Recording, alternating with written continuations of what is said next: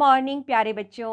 बच्चों आज हम करने जा रहे हैं हमारी क्लास 10th की पोयम द बॉल पोयम, जो कि हमारी बुक फर्स्ट फ्लाइट के 3rd चैप्टर के साथ दी गई है। बच्चों 3rd चैप्टर के साथ हमें 2 पोइम्स दी गई हैं और जो 3rd चैप्टर है हमारा और हमारी जो ये दोनों पोयम है ये हमें बहुत ही इम्पॉर्टेंट और बहुत ही सिग्निफिकेंट इम्पॉर्टेंट मैसेज कन्वे करते हैं। जैसे कि हमने हमारे प्रीवियस वीडियोस में देखा कि 2 पार्ट्स हमने सुने, हिज फर्स्ट फ्लाइट और ब्लैक एरोप्लेन, ये दोनों हमें बहुत अच्छा मैसेज कन्वे कर रहे हैं। तो आज हम बात करते हैं हमारी पोयम द बॉल पोयम, जिसे कंपोज किया है जॉन बेरीमैन ने। बच्चों ये बहुत ही हमें एक जीवन का पाठ सिखा रही है। इसमें एक बहुत ही स्मॉल सी इंसिडेंट का डिस्क्रिप्शन है, बहुत ही एक डीपर मीनिंग के साथ, और बहुत ही सिग्निफिकेंट मैसेज है, इंपॉर्टेंट मैसेज है। जीवन में ना हम बहुत कुछ खोते हैं, बहुत सारी वैल्यूएबल थिंग्स खो देते हैं। जो चीजें हमें बहुत प्यारी होती हैं वो टूट जाती हैं। हमारे कुछ नियर एंड डियर रिलेटिव्स होते हैं जिन्हें हम खो देते हैं। To whom we love too much, हम दुखी होते हैं, उदास होते हैं, सैड होते हैं, हमारा मन नहीं लगता, हम डिसअपॉइंटेड फील करते हैं। पर ऐसे क्या पूरी लाइफ चलती है? नहीं, ऐसे पूरी लाइफ नहीं चलती।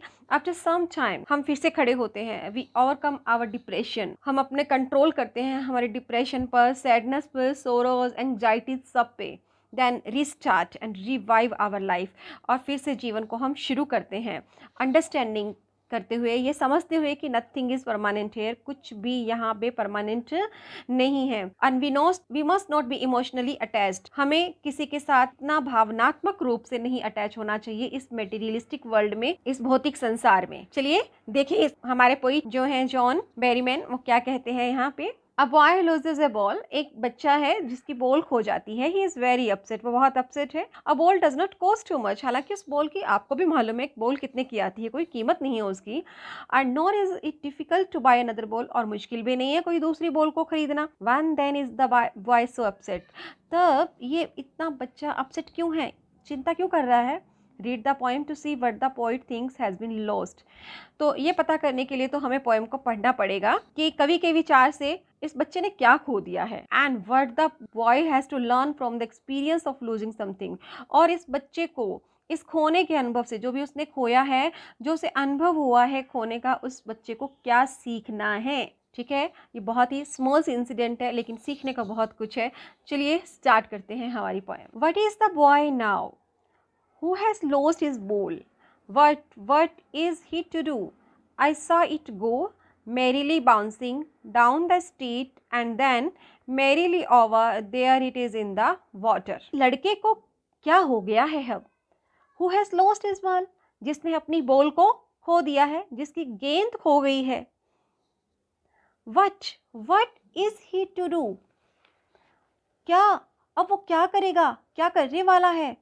आई सा इट गो, यानी आई पोइट, पोइट यहाँ पे विटनेस है, उसने देखा इस इंसिडेंट को, मैंने देखा इसे जाते हुए। इट किसको जाते हुए, बॉल को जाते हुए।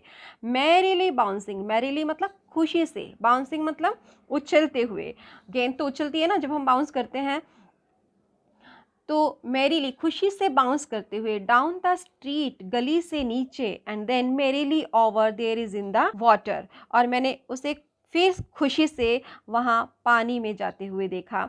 जो लड़का है वो शायद किसी नदी के किनारे या समुद्र के किनारे किसी हार्बर पर, वो ठीक है जहाँ पानी है, और उसे थोड़ी दूरी पर वो खेल रहा है। वो बाउंस कर रहा होगा बॉल को, और बाउंस जो है, बॉल कई बार बाउंस ज़्यादा हो जाती है और वो बाउंस करते करते करते वो पानी में चली गई, और पानी इतना गहरा है कि शायद वो बॉल वहाँ से नहीं लाई जा सकती। ठीक है, तो यहाँ इन 4 लाइंस में जो है पोइट इंट्रोड्यूस करवाते हैं हमारे जो बॉय है हमारा यहाँ पे मेन कैरेक्टर, उसकी मेंटल स्टेट से, उसकी मानसिक स्थिति से, इस सिचुएशन से कि एक यंग बॉय है जिसने अपनी बॉल खो दी है और वो उसके समझ से बाहर है कि वो क्या करे। वट यहाँ वट का जो है रिपीटिशन हुआ है।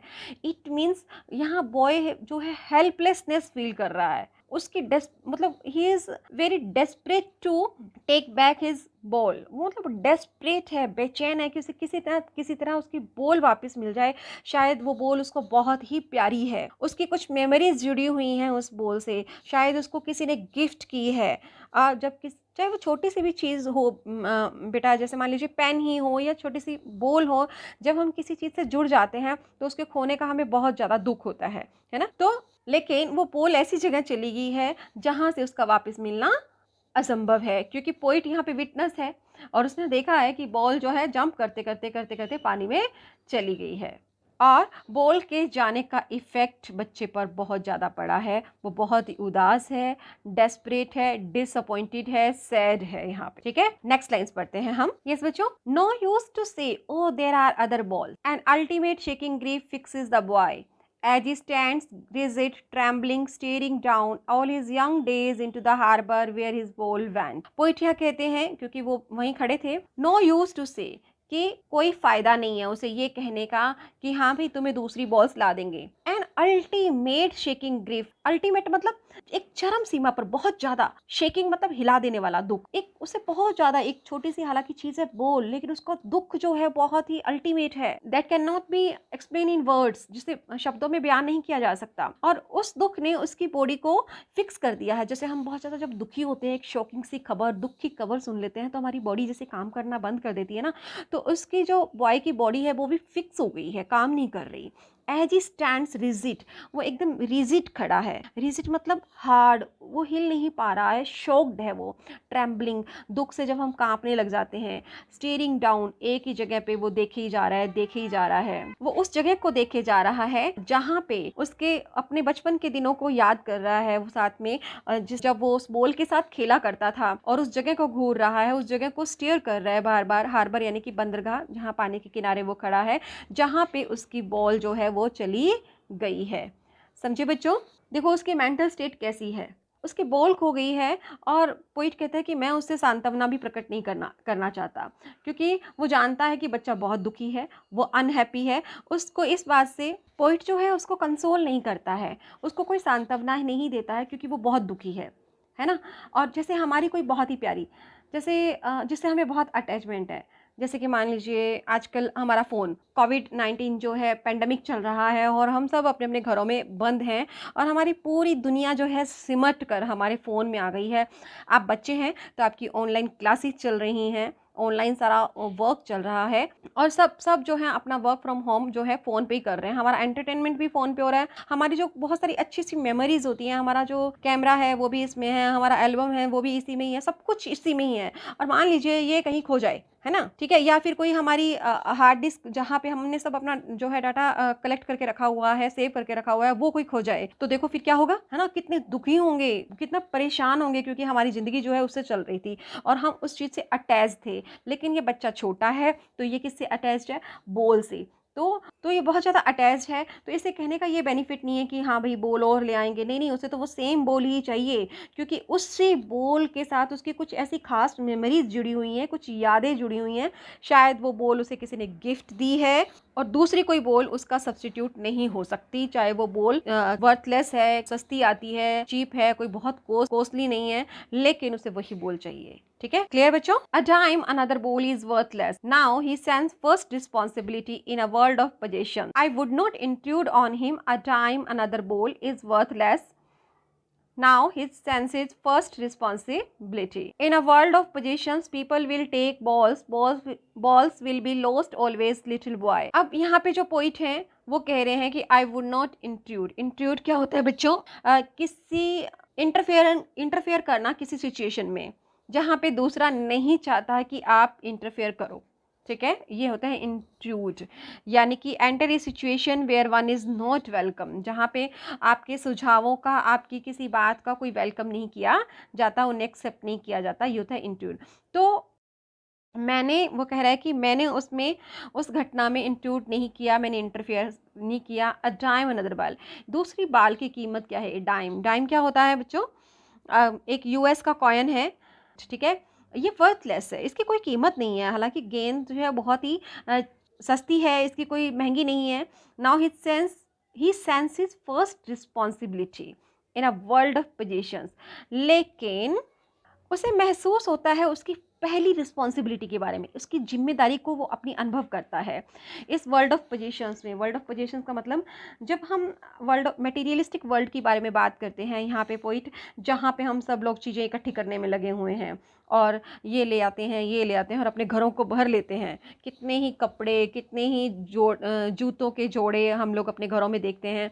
अपने अपने बजट के हिसाब से हम चीज़ों को असेंबल करते जाते हैं, इकट्ठा करते जाते हैं और फिर उनसे हमें अटैचमेंट हो जाता है। फिर कोई चीज़ थोड़ी सी भी खो जाती है तो हमें बहुत दुख होता है ना बच्चों। एंड पोजेशंस जो होते हैं will not stay for ever with us, हमारे साथ हमेशा नहीं रहने वाले हैं ये, है ना। तो यहाँ पे जो पॉइंट है वो ये बात कर रहे हैं कि जो लॉस ऑफ द बॉल है वो उस बच्चे को एक लेसन सिखा जाता है। Loss of the ball teach a lesson to the young boy. अब वो ये समझेगा कि हमें हमारे पोजेशंस की, जो हम चीजें खरीदते हैं, हमें उसको टेक केयर करना चाहिए, उसकी देखभाल करनी चाहिए, लुक आफ्टर करना चाहिए। और थिंग्स खो जाती हैं, अगर हम उसकी केयर नहीं करेंगे तो थिंग्स खो भी जाएंगी, खराब भी होंगी, है ना, if we are not careful. और वो ये बच्चा जिम्मेदारी सीखता है, जिम्मेदारी का अनुभव करता है इस पोजेशंस के वर्ल्ड में, इस मटेरियलिस्टिक वर्ल्ड में। फिर यहाँ पे नेक्स्ट लाइन में people will take balls, balls will be lost always. तो यहाँ पे एक बहुत ही डीप लेसन हमें पॉइंट यहाँ बता रहे हैं कि लॉसेस जो हैं, यानी कि हम जिंदगी में हर कदम पे कुछ ना कुछ पाते हैं, ना कुछ खोते हैं। लॉस एंड गेन ये हमारे जीवन में अप्स एंड डाउन्स ये चलता रहता है, ठीक है। तो losses are part of our life and we should accept it boldly. हमें इसे बहुत बहादुरी से उसको जो है फेस करना चाहिए। हमारे जीवन में हार्डशिप्स भी आएंगे, डिफिकल्टीज भी आएंगे। हमारे जीवन में जो हमारे रिलेटिव्स हैं, नियर्स एंड डियर्स हैं, जिन्हें हम बहुत प्रेम करते हैं, वो भी खोएंगे, चीज़ें भी खोएंगी। लेकिन हमें उन्हें एक्सेप्ट करके जल्दी से जीवन में फिर से स्टैंड अप होना पड़ेगा, आगे की ओर मूव ऑन करना पड़ेगा करेज के साथ में, और अपने काम पे फिर से जुटना पड़ेगा, अपनी लाइफ को रिवाइव करना पड़ेगा, रिस्टार्ट करना पड़ेगा, ठीक है। And no one buys a ball back, money is external, he is learning well behind his desperate eyes the epistemology of laws, how to stand up, knowing what every man must one day know and most know many days how to stand up। external होता है बच्चों बाहरी, ठीक है। वो कहते हैं कि no one buys a ball back, कोई भी जो गेंद है वापस नहीं खरीदता है। और जो मनी है वो एक्सटर्नल है, बाहरी है, यानी कि हम लोग मनी से बहुत सारी चीजें जो है खरीद तो सकते हैं, but money can not the same ball back. लेकिन मनी वो वापस से वो बॉल नहीं ला सकती, वो फीलिंग नहीं ला सकती है जो उस गेंद, उस बॉल के साथ उसको खेलने में आता था। He is learning well behind his desperate eyes। वो अपनी निराश आंखों से, desperate eyes बेचैन आंखों से सीख रहा है। क्या सीख रहा है? The epistemology of laws, खोने की नॉलेज, खोने से क्या जो अनुभव मिल रहा है उसे वो सीख रहा है। How to stand up, knowing what every man must one day know। और ये सीख रहा है, खो तो गया है, अब इसका सामना कैसे किया जाए। Every man must one day, हर आदमी को ये सीखना ही पड़ता है, क्योंकि nothing is permanent here, everything everybody is transient. हर कोई यहाँ पे क्षणिक है, मोमेंट्री है। जैसे हमारी वेल नॉन जो हमारा एक शास्त्र है गीता, है ना, वो भी तो ये कहती है कि यहाँ पे कुछ भी स्थायी नहीं है, एवरीथिंग इज टेम्परेरी हेयर, है ना। तो हर जो चीज आती है निश्चित रूप से वो जाएगी ही। तो हर आदमी को ये जान लेना चाहिए और उस स्थिति का सामना करने के लिए खुद को तैयार कर लेना चाहिए, वो चाहे वो चीजें हो, चाहे वो ह्यूमन बींग्स हो, ठीक है। और most know many days how to stand up, बहुत से लोग बहुत दिन लगा देते हैं। ऑलमोस्ट जो लोग होते हैं वो लोग इतने मेच्योर नहीं होते कि वो दुखों का सामना कर लें। वो बहुत टाइम दुखी रह रहकर ही अपने जीवन का दुख में ही गुजार देते हैं। वो नहीं जान पाते कि उन्हें वापस से खड़ा तो होना ही है, तो जल्दी से खड़े हो जाएं और अपनी लाइफ में मूव ऑन। और यहाँ पे जो पॉइंट है हमें ये मैसेज देते हैं कि हमें अपनी जीवन में जो हमारी हार्डशिप्स आती हैं, डिफिकल्टीज आती हैं, हमें उसे ब्रेवली फेस करना चाहिए, फिर से स्टैंड अप हो जाना चाहिए, मूव ऑन करना चाहिए। और हमें अपने लॉसेस, जो हम जीवन में जो चीज खोते हैं, उसे टॉलरेट करना चाहिए और जीवन ऐसे ही चलता है।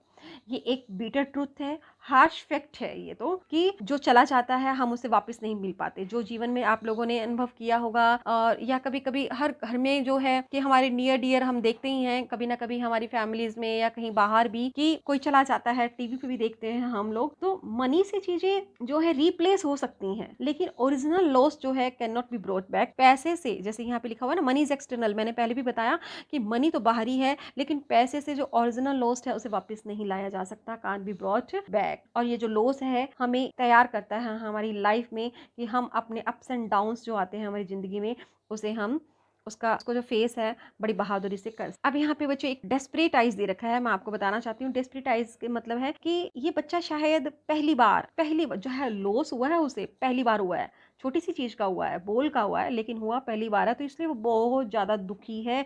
उसे इससे पहले इसको कभी लॉस का अनुभव नहीं हुआ है, खोने का दर्द उसे नहीं मालूम है। ठीक है, तो बच्चों ये बहुत ही अच्छी पोयम थी, बहुत ही प्यारा सा मैसेज दे रही थी। I think you have understood it, और आप इसे अपने जीवन में भी इस्तेमाल करेंगे। जीवन में आने वाली हार्डशिप्स का, जो भी अप्स एंड डाउन्स आते हैं हमारे जीवन में, उसका बहुत बहादुरी से आप मुकाबला करेंगे। थैंक यू बच्चों।